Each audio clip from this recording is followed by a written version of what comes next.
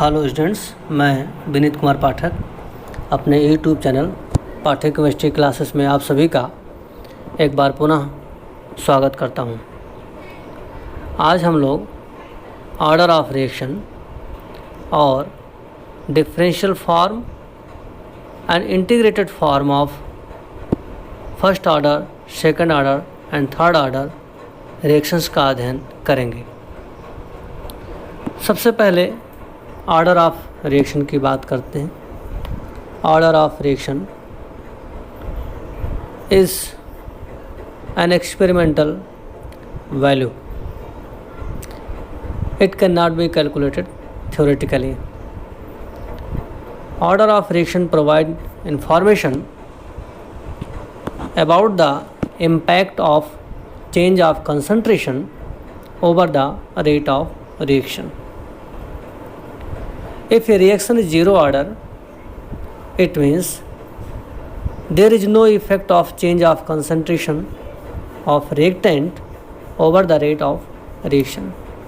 अगर कोई chemical reaction zero order की है, इसका मतलब हुआ कि उस रिएक्शन के रेट पर रिएक्टेंट के कंसंट्रेशन के चेंज का कोई इफ़ेक्ट नहीं पड़ता।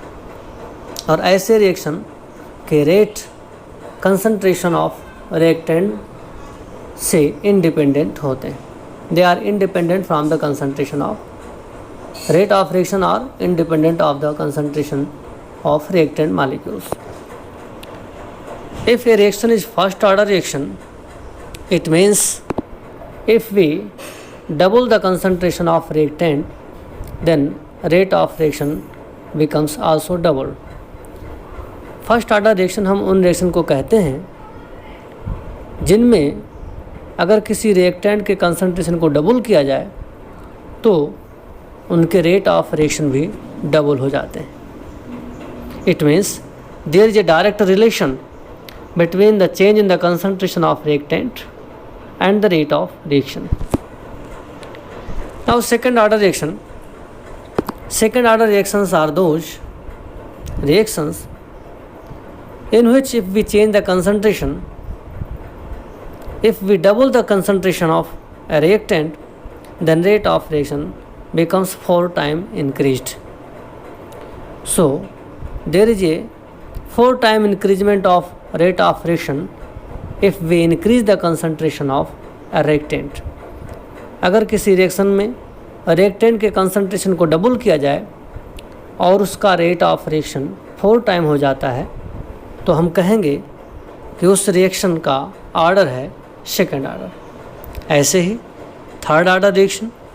थर्ड ऑर्डर रिएक्शंस वह रिएक्शंस होते हैं जिनमें रिएक्टेंट के कंसंट्रेशन को डबल करने पर रेट ऑफ रिएक्शन 8 टाइम बढ़ जाता है। इस प्रकार से हम कह सकते हैं कि ऑर्डर ऑफ रिएक्शन हमको ये बताता है कि उस रिएक्शन के रिएक्टेंट के कंसंट्रेशन को चेंज करने पर रेट ऑफ रिएक्शन कितना गुना बढ़ता है, कितना गुना घटता है। और इस प्रकार से हम ऑर्डर ऑफ रिएक्शन निकालते हैं। Order of reaction may be an integral value, may be an fractional value. Order of reaction integral value हो सकती है जैसे 1, 2, 3, 4 एट्सेट्रा, और ये फ्रैक्शनल वैल्यू भी हो सकती है जैसे कि 1.5, 2.5, 3.5 दिस टाइप। जबकि मॉलिक्यूलरिटी हमेशा इंटीग्रल वैल्यू होती है। मॉलिक्यूलरिटी एक थ्योरेटिकल वैल्यू है, ऑर्डर एक्सपेरिमेंटल वैल्यू है। मॉलिक्यूलरिटी ऑलवेज इंटीग्रल होता है 1, 2, 3, 4, 5 दिस टाइप, और ऑर्डर जो होता है ये इंटीग्रल भी हो सकता है, फ्रैक्शनल भी हो सकता है। Order of reaction depends upon the slowest step of the reaction if reaction is complex. Reaction 2 types के होते हैं, एलिमेंट्री रिएक्शन और कॉम्प्लेक्स रिएक्शन। एलिमेंट्री रिएक्शन वो रिएक्शन होते हैं जो सिंगल स्टेप में कंप्लीट होते हैं, और कॉम्प्लेक्स रिएक्शन वो होते हैं जो सेवरल स्टेप्स में कंप्लीट होते हैं। इन सेवरल स्टेप्स में कुछ स्टेप्स फास्ट होते हैं, कुछ स्टेप स्लो होते हैं। जो स्लोवेस्ट स्टेप होता है उसको हम रेट डिटरमाइनिंग स्टेप कहते हैं, और आर्डर ऑफ रिएक्शन उसी रेट डिटरमाइनिंग स्लोएस्ट स्टेप पर डिपेंड करता है। अब हम बात करेंगे डिफरेंट टाइप के रिएक्शंस, डिफरेंट टाइप के orders of reactions and their differential and integrated form. एक रिएक्शन है A give rise P where A is the reactant and P is the product, and if this reaction is zero order reaction then differential form of this reaction will be dA upon dt is equal to minus k, like this। और इसका integrated form होगा A give rise bracket of A not minus के T. यहाँ पर अगर हम k की value निकालेंगे तो क्या होगा, k इज इक्वल टू हो जाएगा A not upon A into T. ऐसे ही फर्स्ट ऑर्डर रिएक्शन है। फर्स्ट ऑर्डर रिएक्शन को डिफरेंशियल फार्म होता है D A by D T is equal to minus के ए। यहाँ पर ए क्या है, active mass of A, bracket of A बोलते हैं। तो ब्रैकेट ऑफ ए का मतलब है, ब्रैकेट को एक्टिव मास कहते हैं। एक्टिव मास का मतलब होता है mole per litre concentration. Bracket of A का मतलब हो गया mole per litre concentration of reactant A. अब इसका इंटीग्रेटेड फॉर्म होगा L N log base E, L N का मतलब होता है log base E, L N mole per litre concentration of A is equal to L N mole per litre concentration of A not. यहाँ पर ए और ए not में क्या difference है, A not is the initial concentration and A is the final concentration minus K into T, where K is the rate constant, T is the time। Second order reaction के लिए differential form आपका होगा half. अगर यहाँ पर A plus ए लिखा गया है तो किसी एक रिएक्टेंट के रिस्पेक्ट में हम सेकेंड ऑर्डर रिएक्शन का रेट लिखेंगे, तो half d A by D T is equal to minus के ए स्क्वायर। इसका इंटीग्रेटेड फॉर्म है one upon a is equal to one upon a not plus two k t. और ऐसे ही a plus b अगर reactant है तो उसके लिए डिफरेंशियल फॉर्म ये होगा और इंटीग्रेट फॉर्म ये होगा। तो ये बात हो रही थी इंटीग्रेटेड और differential form of various reactions and there orders. अब हम बात करते हैं zero order reaction. Zero order reaction उन रिएक्शंस को कहते हैं जिनके रिएक्टेंट के कंसंट्रेशन और रेट ऑफ रिएक्शन में कोई रिलेशन नहीं होता। If we change the concentration of reactant then there will be no change in the concentration, there will be no change in the rate of reaction.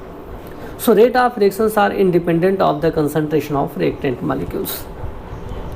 और यहाँ पर suppose that a plus b, a give rise p having zero order, तो इसका आपका integrated form होगा this one, differential form होगा this one, D A upon D T is equal to minus K and A T is equal to minus के T plus E है। यहाँ पर A T क्या है, final concentration at time T, A not क्या है, initial concentration of reactant A, K is the rate constant and T is the temperature.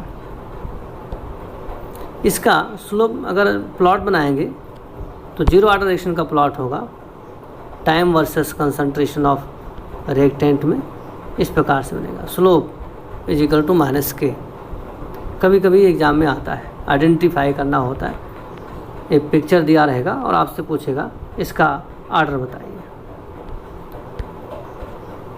First order reaction के लिए फर्स्ट ऑर्डर रिएक्शन का इंटीग्रेटेड रेट इक्वेशन होता है L N A T is equal to minus के T plus L N A not. इसको आप ऐसे भी लिखते हो, आप लिख सकते हो l N A T is equal to L N A not minus के टी, ए भी लिख सकते हैं।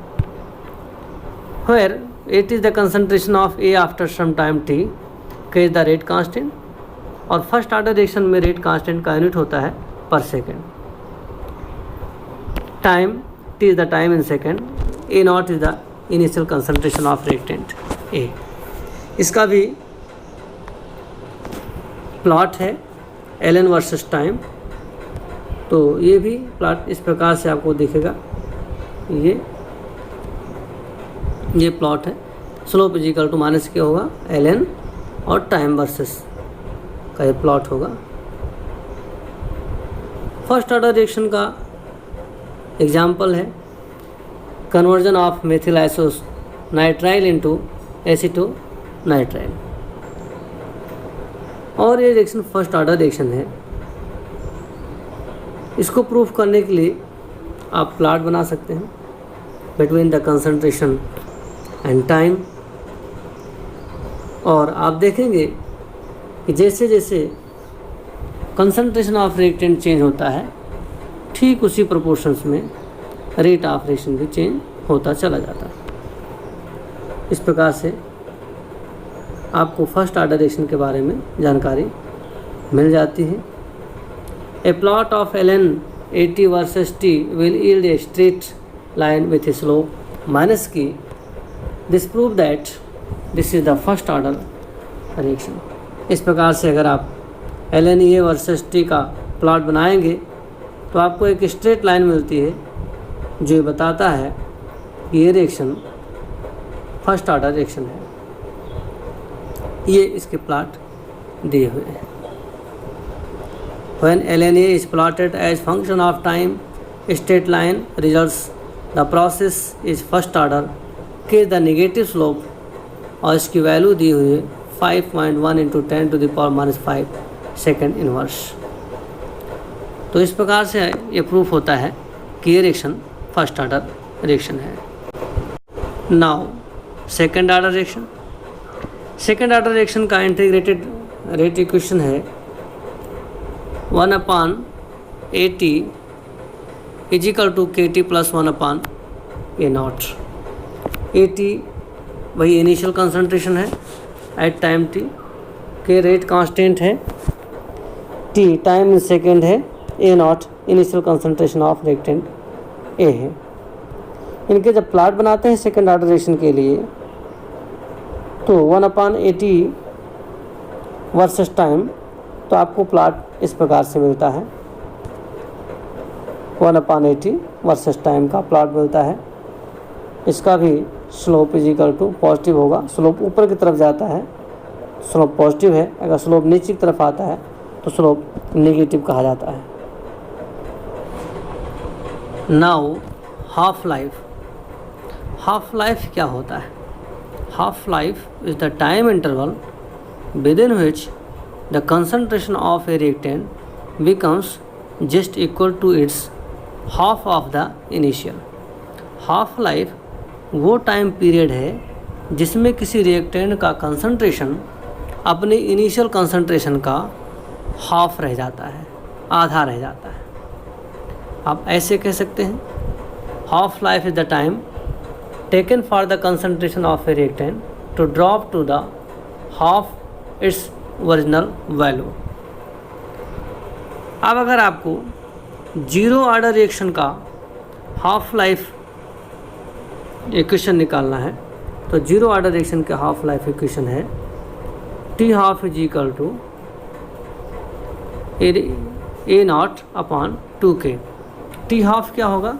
It is the half life.